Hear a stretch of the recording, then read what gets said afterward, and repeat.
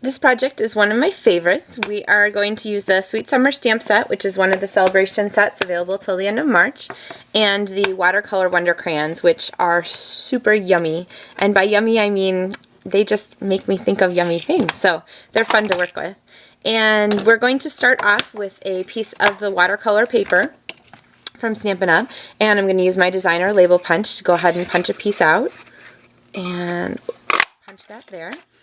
And I'm using watercolor paper because we're doing watercoloring with an Aqua Painter, and the watercolor paper is really, I think, the best choice for using with lots of water. So, okay, Sweet Summer, and I'm going to use this large flourish here, and go ahead and mount this. I always mount my clear stamps with rubber side down and push them down onto the table, and use my StazOn pad. Now, when you use your StazOn ink, it comes with this clear piece of plastic in here.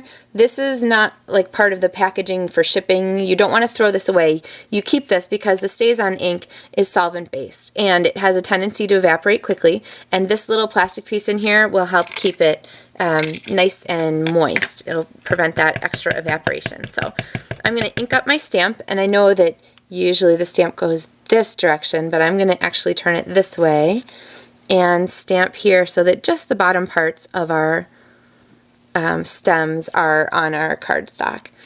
Then I'm going to take this and mount my next stamp, which are the two little flowers here. So I'll go ahead and stamp, get that mounted. One of these, oops.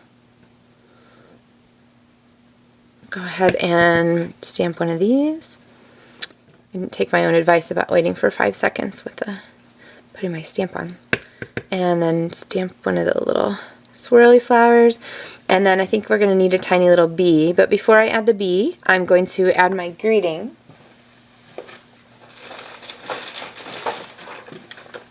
which is from the You're a Gem stamp set in the mini catalog, which I really like. And this one little greeting in here says it's the little things, which is perfect for this one. So I'm going to go ahead and stamp it's the little things here, and then I can kind of slide our bee around to fit.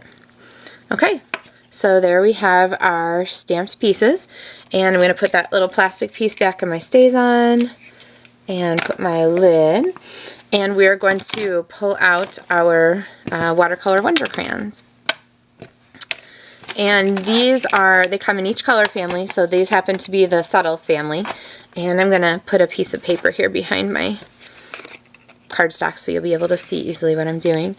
And when you use the Aqua Painters, these come two to a package. You get a larger tip and a smaller tip, and the barrel twists off, so you fill the barrel with water or bleach or floor wax. There's all kinds of cool techniques you can do with these, but usually I have water in mine.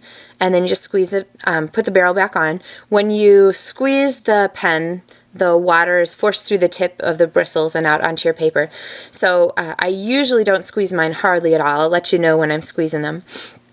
But when you watercolor, you notice when you look at finished watercolor, there's a lot of variation to the tone. It's not usually as if someone had taken a marker and colored it all this exact same color. So what we're going to do is we're going to start with one of the lighter pinks here, which is Pretty in Pink, and I'm just dabbing the tip of my Aqua Painter against the crayon, and then I'm going to take this and gently paint this onto my flower. The other thing I like about watercoloring is it doesn't have to be too neat and exact. Now I didn't squeeze hardly at all, so there's not a lot of water. I'm going to just clean off my pen, and then I'm going to take the darker color, the rose red here, and I'm going to add some rose red, but I'm leaving the tips of our flowers there in pink. Okay, now I'm going to leave that to dry for a couple minutes because I want to go ahead and add one darker layer even, but with the next darkest layer, it'll work best if the paper's a little drier. So I'm going to kind of repeat the same thing for the blues. I'm going to use Baja Breeze here on our background layer, and then I'm going to clean that off and take the Marina Mist and go ahead and do some center parts here.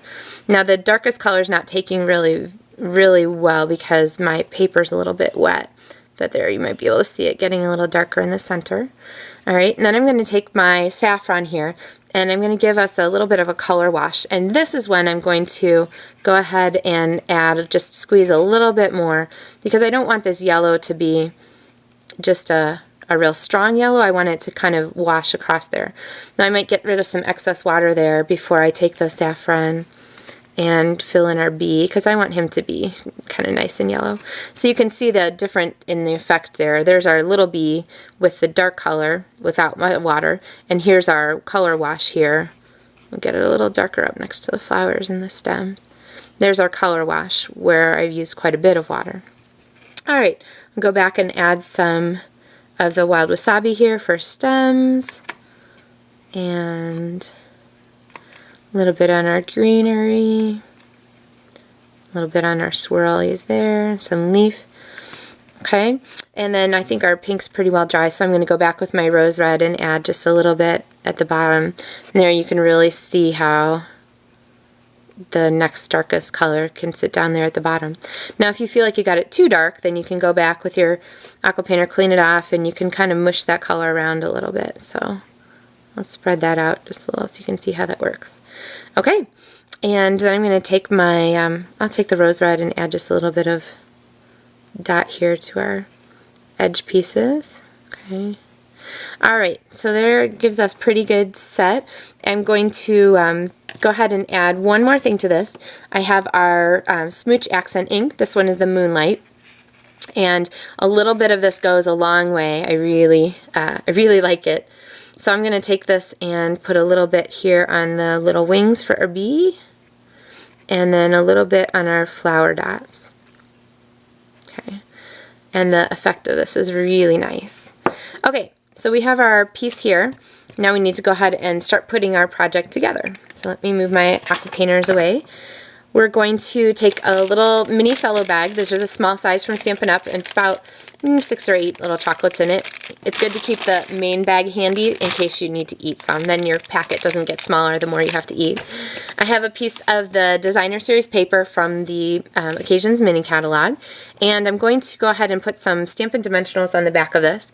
And the location of these is kind of important. So I'm going to put one on one end, one on the other end, and peel those off and stick this down onto our piece of matching, I love matching colors, it's so easy, our matching Designer Series paper.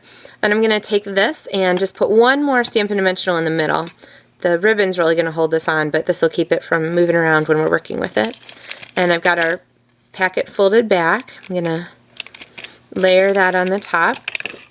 And then check this out. If you remember to space out your Stampin' Dimensionals, all you have to do is slide your Baja Breeze seam binding right under there and match it up at the top, and then go ahead and tie a little knot. I'm not so good with bows, you've probably heard me say, so I tend to use knots for all they're worth. Okay, and there we have our ribbon. Oh, we got to cut our raggedy edges there just for finished. There we have our finished little treat packet. So these would be a really cute Easter project if you wanted to do teacher gifts or classroom gifts or things like that. Maybe for the people who are coworkers in your office or neighbors. And this gives you a really quick and easy idea to use your Watercolor Wonder Crayons and one of those great celebration sets.